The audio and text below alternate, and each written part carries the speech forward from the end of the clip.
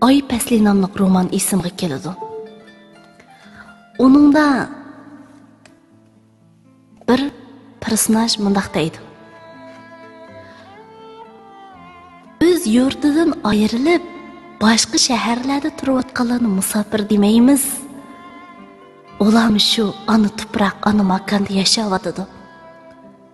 Qandaqdir 1-2 soatda berib bo'la oladigan bir shahardan yana bir shaharda turayotganlar musofir hisoblanmaydi.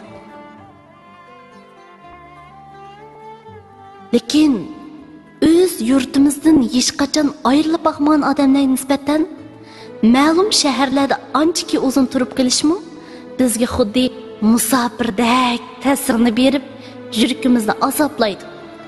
Kech-kunduz otalarimizni aslaymiz.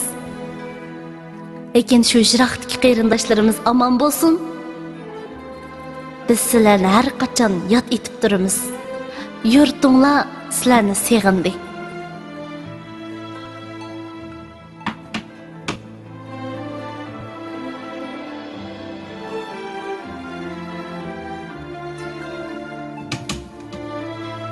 Musafir Abdusalom Abletib.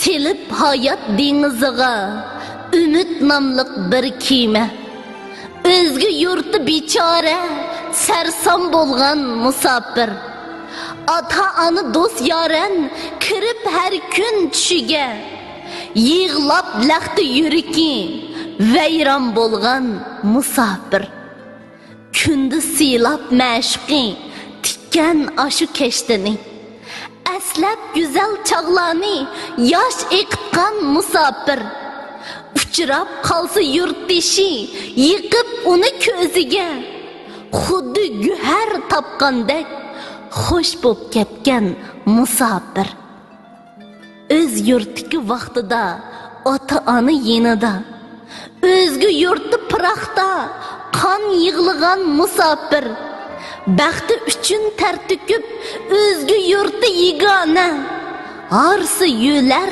terak yo'q, yolg'iz qolgan musafir, kech kunduz qalbida aslab go'zal yurtini, qaytib mungluq naqshiga xandon urgan musafir, yoqi yurti sargardan o'tdi umring piroqda, ko'p asrig'in o'zingni po'lat inson musafir, utuq tilab yo'lingga tilaklarim uzilmas, yurting seni aslaydi aman bo'lgin musafir, yurting seni aslaydi aman qaytgin musafir.